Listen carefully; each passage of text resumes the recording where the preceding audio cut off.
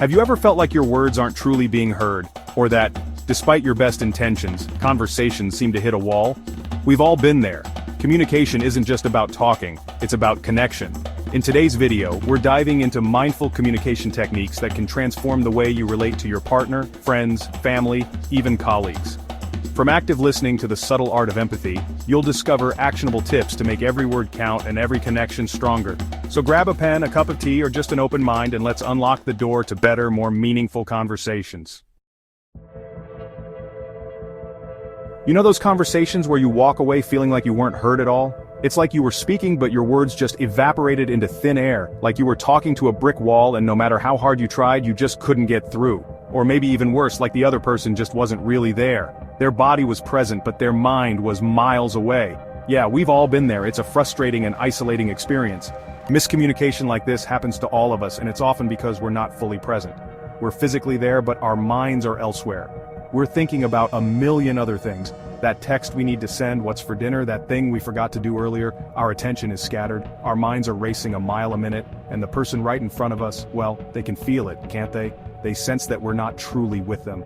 Mindful communication is the opposite of that. It's about being fully engaged and present. It's about being in the moment, right here, right now, with the person in front of you, giving them your undivided attention. It's about truly listening to what they have to say, not just waiting for your turn to talk. It's about understanding their perspective. It's about responding with intention, not just reacting out of habit or letting our emotions run the show.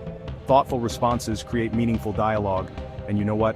When you start practicing mindful communication, something pretty amazing happens. You begin to notice a shift in your relationships. You start to build stronger bonds with the people around you. Your connections become deeper and more fulfilling. Conflicts, those little bumps in the road that we all hit, they become easier to navigate. You find common ground more easily. You start to really understand where the other person is coming from, even if you don't agree with them. Empathy becomes second nature. It's like putting on a new pair of glasses and seeing the world in a whole new light. Everything becomes clearer and more vibrant. And the best part? Mindful communication isn't just good for your relationships, it's good for you too. It brings a sense of peace and clarity. It can reduce stress, increase your self-awareness, and even boost your overall well-being. It's a holistic approach to better living. It's like a superpower that makes your relationships stronger, and your own inner world a little brighter. You feel more connected and alive. When you bring presence to your interactions, you're signaling to the other person that they matter, that they are valued and important, that what they have to say is important to you. This simple act can transform your relationships. Let's dive into how you can cultivate this skill and create deeper connections, one conversation at a time. The journey to mindful communication starts now. You know, we're taught to read and write from a young age, but how many of us were actually taught how to listen? Listening is an art, a skill that goes beyond just hearing sounds. It's about understanding and connecting. And I'm not just talking about hearing the words someone is saying, but really truly listening with our full attention. It's about diving deep into the essence of what's being communicated. Active listening means giving your full attention to the speaker, without distractions or interruptions. It's about being present, both mentally and emotionally. It's about putting down your phone, silencing those mental to-do lists, and being fully present in the moment with the person in front of you. It's a conscious choice to prioritize the speaker over everything else. Think of it like shining a spotlight on their words, giving them the space and attention they deserve. It's about making them feel valued and heard. Now, active listening isn't about sitting there silently and nodding your head like a bobblehead. It's about showing genuine interest and engagement. It's about engaging with what the speaker is saying, letting them know that you're not just hearing them, but you're understanding them. It's a dynamic interaction, a two-way street. Think of it like a dance, a back and forth where you're both in sync, moving together to create something beautiful. Each step, each move, is a response to the other. So how do we become better active listeners? Well, it starts with a few simple, yet powerful steps. First, pay attention. Truly focus on the person speaking. I know it sounds obvious, right? But in our world of constant distractions, giving someone our undivided attention can feel like a Herculean effort. It's about making a deliberate choice to be present. But trust me, it's worth it. The connections you build through active listening are invaluable. Put down your phone, turn off the TV, and really focus on the person speaking. Show them that they matter. Let them know with your eyes, your body language, your whole being that they have your full attention. Next, ask clarifying questions. This deepens the conversation. This shows the speaker that you're not just passively listening, but that you're actively trying to understand their perspective. It's about building a bridge of understanding. It's like saying, hey, I'm really with you on this, tell me more. And lastly, don't interrupt. Give them the space to express themselves fully. I know, sometimes those witty comebacks just pop into our heads, and we can't help but blurt them out. But hold back, let the speaker finish their thought. When you truly listen, you create a safe space where trust and understanding can thrive. It's in these moments that real connections take root and grow. Chapter 3. Speaking Your Truth, the Art of Intentional Expression. Now we've talked about the power of listening, but mindful communication is a two-way street, right? It's not just about hearing the other person. It's about engaging in a meaningful exchange where both parties feel valued and understood. It's like a tennis match. You need both players to be in the game for it to be any fun. Each player must be attentive, responsive, and fully present to keep the rally going. So, how do we make sure our own words are landing in a way that builds, bridges, not walls? This requires a conscious effort to be clear, considerate, and compassionate in our communication. It's all about expressing ourselves with intention. When we speak with purpose, we can convey our thoughts and feelings more effectively. Think of the last time you felt truly heard and understood. That feeling of connection is powerful and can transform relationships. What was it about that conversation that made you feel seen? Was it the way the other person listened, or perhaps the way they responded? Chances are, the other person wasn't just listening, they were communicating in a way that was clear, respectful, and heartfelt. They were fully present in the moment. They were speaking their truth, but they were doing it in a way that invited connection, not conflict. This kind of communication fosters trust and mutual respect.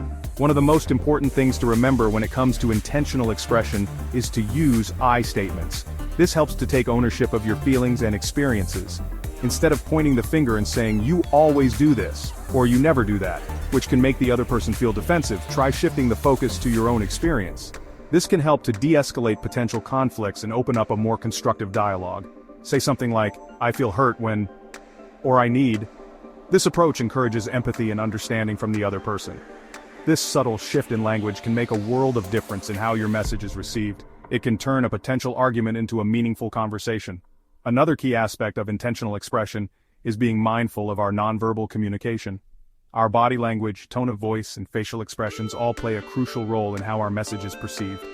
Our words might be saying one thing, but our body language, tone of voice, and facial expressions can be telling a completely different story. This can lead to misunderstandings if not aligned. So, make sure your nonverbal cues are aligned with your words. Consistency between verbal and nonverbal communication enhances clarity and trust. If you're saying something positive but your arms are crossed and your face is scowling, the message is going to get lost in translation. People will pick up on the incongruence and may not trust your words. When you communicate mindfully, you're less likely to be misunderstood, and you can resolve conflicts more effectively. This leads to stronger, more meaningful connections with others. Chapter 4. Beyond Words, the Unspoken Language of Connection. Have you ever noticed how a simple glance, a warm touch, or even just a comfortable silence can speak volumes? We often think of communication as something we do with words. But the truth is, our bodies are constantly sending out signals whether we're aware of it or not. This nonverbal language, it's incredibly powerful. It can convey everything from affection and support to anger and disdain, often without us even realizing it. It's the reason why we can sometimes sense when someone's not okay, even if they're saying all the right things. Their words might be saying, "I'm fine," but their slumped shoulders and downcast eyes tell a different story. So, how do we become more aware of this silent language both in ourselves and in others? Well, it starts with paying attention. Notice the way you hold yourself when you're feeling confident versus when you're feeling insecure. Pay attention to the subtle shifts in someone's facial expressions when they're engaged in a conversation versus when they're feeling bored or disengaged. The more aware we become of these nonverbal cues, the better equipped we'll be to navigate our interactions with others. One of the most important things to remember about nonverbal communication is that it's often unconscious. We might be completely unaware that our body language is sending out a message that contradicts our words.